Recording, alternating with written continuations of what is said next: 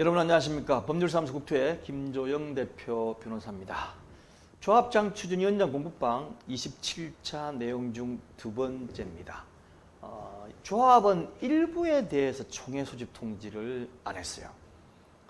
두 가지 중에 하나겠죠. 실수해서 안 보냈거나 아니면 일불로 안 보냈거나.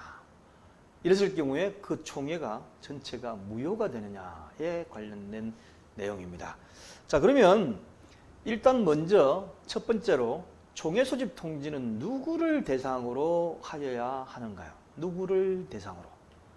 첫 번째 누구죠? 조합원 대상으로 해야죠. 조합원. 이러면 딱 나옵니다. 조합원. 그럼 조합원이 누구냐? 어느 범위까지가 조합원이냐? 이렇게 들어가면 이제 또 난감해지죠. 현금 청산 대상자는 조합원입니까? 아닙니까? 현금 주동 대상자는 아니지. 그죠? 예. 판례가 확립되어 있습니다.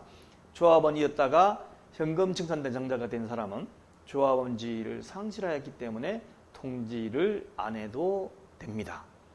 재건축 조합의 경우에 조합 설립에 동의하지 않은 상태에서 조합이 설립인가를 받으면 그 다음부터 조합원과 미동의자가 있죠. 그때 미동의자한테는 통지 안 해도 됩니다. 현금 청산 대상자도 분양 신청 안 한 사람, 분양 계약 체결 안 한 사람이 주로 현금 청산 대상자고, 가끔 투기를 방지하기 위해서 현금 청산 대상자가 되는 사람이 늘 있어요. 그 사람의 경우도 그 해당될 때에 조합원 지위를 상실하기 때문에 통지를 안 해도 됩니다. 그런데 가끔 이게 좀 곤란한 경우가 있어요. 어떤 경우냐면 창립총회입니다. 주륜위원장님 이거 놓치시면 안 돼요. 창립총회 시에 조합 설립에 동의한 사람에게만 통지하면 될까요? 창립총회 시에.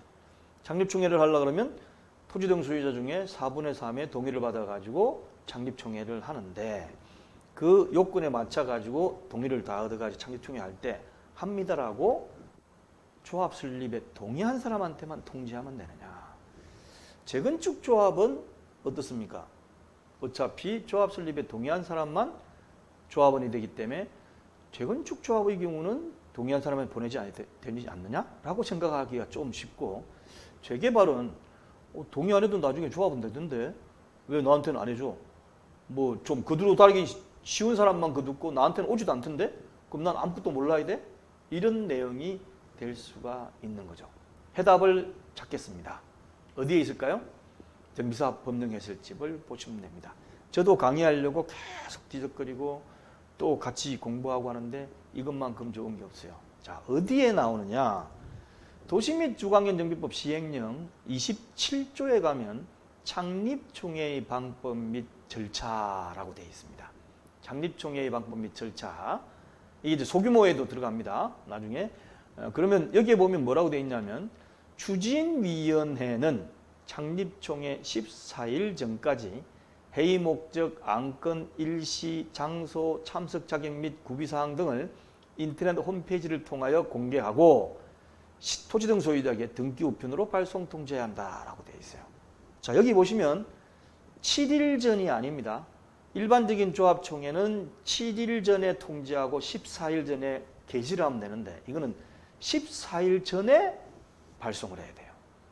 아마 창립총회는 미동의자도 많이 있기 때문에 그 미동의자한테 조합 설립에 동의할 수 있는 기회나 자료를 준비하기 위해서 그런지 몰라도 어쨌든 처음 하는 총회고 이래서 그런지 14일 전까지 해놨음을 유념하시기 바랍니다. 그리고 또 하나는 조합 설립에 동의한 사람이 아니고 토지 등 소유자에게 등기 우편으로 발송한다고 되어 있습니다. 어떻습니까? 그럼 답이 나왔죠?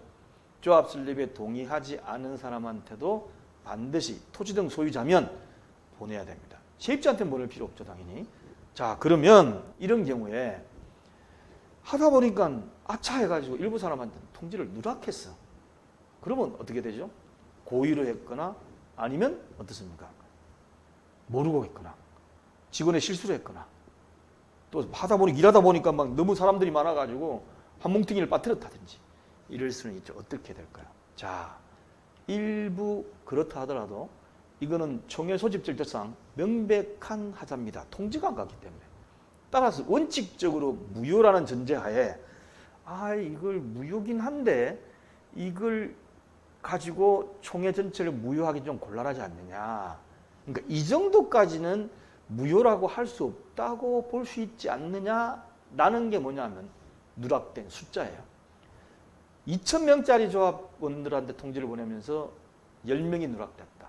100명이 누락됐다. 또는 500명이 누락됐다. 다 다를 수 있죠. 200명짜리 조합에 하면서 10명이 누락됐다. 50명이 누락됐다. 할 수도 있어요. 기준은 뭐냐?